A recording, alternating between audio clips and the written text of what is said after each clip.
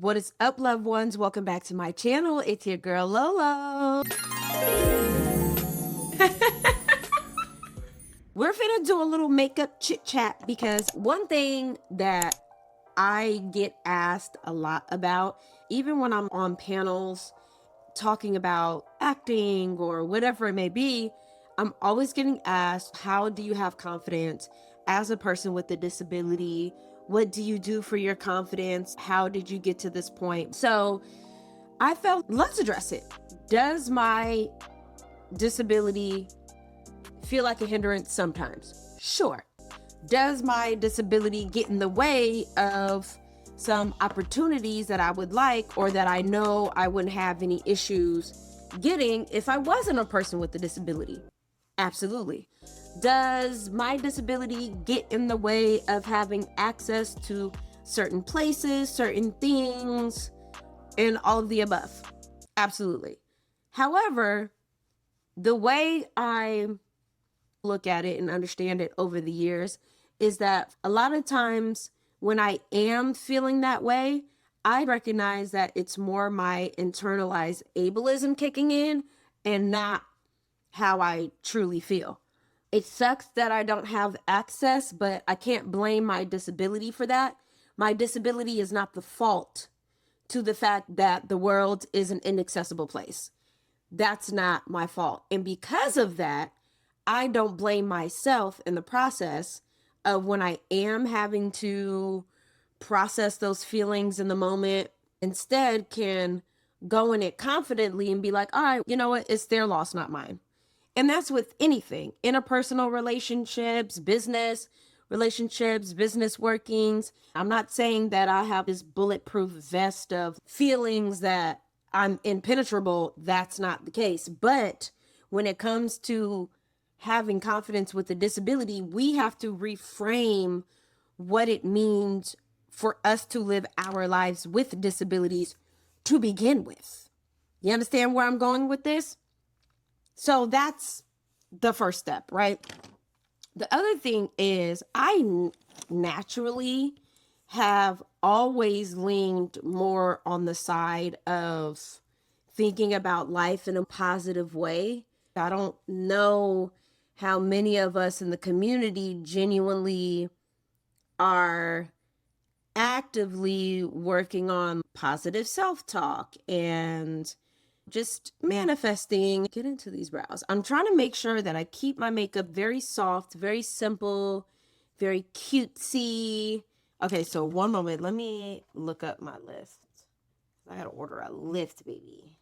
So another tip as far as navigating life with a disability and having confidence is, over the years, I've had to learn who I was as an individual. Who am I in general? What do I like? What don't I like? What do I say yes to and what do I say no to? I am someone who is definitely a people pleaser. I've learned that about myself over the years. The more that I work to not people please, the more confident I become, which ultimately, as I've been navigating over the years, it's about finding those things that have never really served me long term and pushing past that to become more confident in who I am. Does that make sense?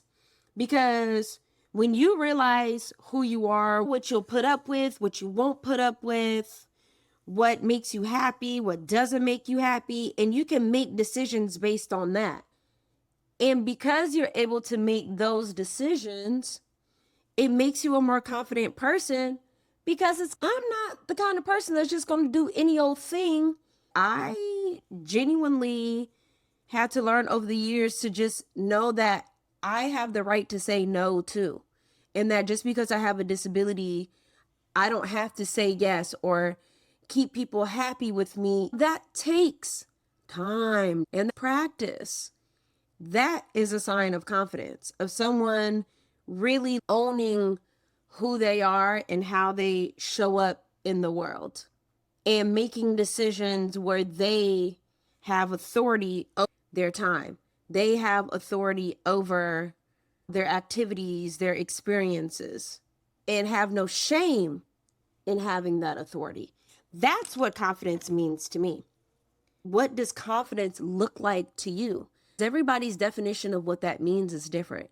So you have to be clear on what your definition of confidence means for you. Okay? So a lot of confidence work is that internal work. It's really questioning everything. What are the things that are happening in my life that don't make me the most confident? And why don't I feel confident in those spaces or in these ways?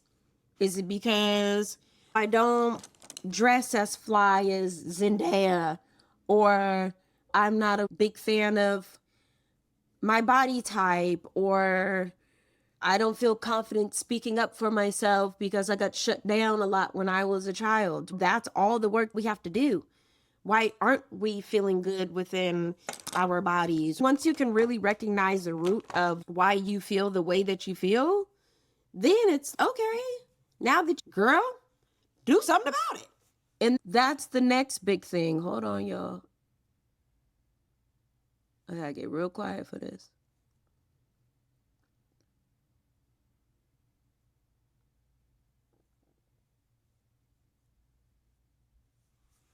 People don't take the time to look at the parts that they don't like about themselves and then tell themselves, okay, now that I recognize that I'm not a fan of X, Y, and Z, what can I do about it? Now, when we are navigating disability, a lot of times the things we don't like are things we can't change. You can't change the fact that you're going through chronic pain. You can't change the fact that you have to use a wheelchair for the rest of your life. So then what I say to that is, okay, if you can't change it, then why live your life hating it? Find a way to love it. Find a way to navigate it. We have to find a way, because we can live life one way or the other. One way is to continue to live in this self-pity bubble. Understandably, I'm not saying that people who are going through those things are being irrational. No, it's completely, and I know this because this is what I had to go through too. It's completely understandable. Because people are always asking me, I'm just telling y'all my experience and how I had to do it. I had to figure out what that meant, what that looked like to either live a life where I'm not the biggest fan of my disability, or being frustrated or afraid of the future of my life with my particular condition. Or I could be like, you know what? At the end of the day, I don't know when the Lord is going to call me home. And I don't know in what fashion he's going to call me home. But I'll tell you one thing. If he ain't called me home yet, that means I get another opportunity to enjoy this life as much as I possibly can, in whatever shape, form, or fashion that looks like for me. Again, for me, a lot of this work is the definition you want for your life, not what influencers are saying on social media, not even what I'm saying. It's what you want. If you want to live on a ranch with 300 chickens and 7 birds, do what you got to do to make that life yours. You have to figure out and be clear on what that looks like for you, what confidence looks like for you, a good life looks like for you. What do you desire? Whatever it is, it's whatever you want. Because when you're clear about that, then in those moments when you aren't feeling your best, you always have something to calibrate yourself back to. Don't get it twisted. Sometimes we need to just sit there and be like, you know what? Fuck it. I'm over it today. I don't feel like working. I don't feel like going out. I don't feel like getting out my PJs. That's understandable.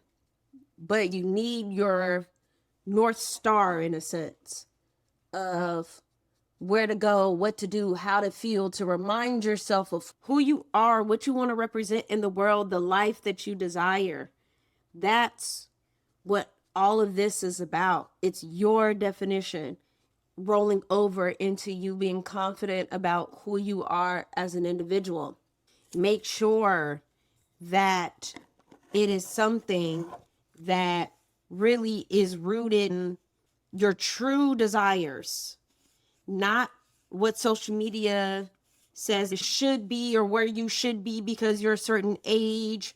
I don't mean realistic. I'm more so meaning also be open to other possibilities. Sometimes I feel like we become adults and then it's, oh, now that we're adults, if I wanted to be a Disney princess at Disneyland and wear the costumes or whatever, I can't aspire for that anymore. I'm a grown person. I'm a grown woman. If you want to be a Disney princess, be a Disney princess. And I don't care if you do it on Hollywood Boulevard, at Disneyland, or on the Las Vegas Strip. Do what it is that you want. Be open. Do not suppress your creativity and the possibilities for your life because you're a certain age and that's not what being grown look like, or that's not what it means. Girl, do what you want. Be creative. Think outside of the box. If you were a football player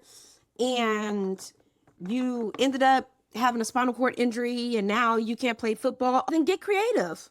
Get creative in something else.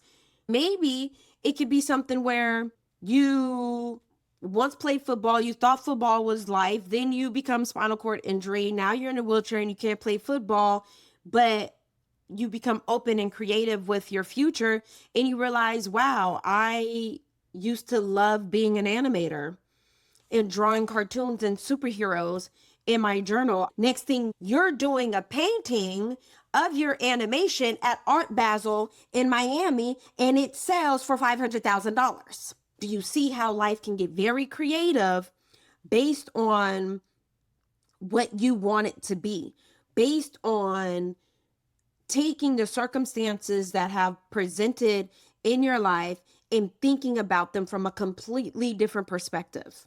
When you learn to be creative with your life as a person with a disability, you realize how much more you can achieve if you chose not to be creative, or if you felt limited, or you are still holding on to a life that has changed drastically.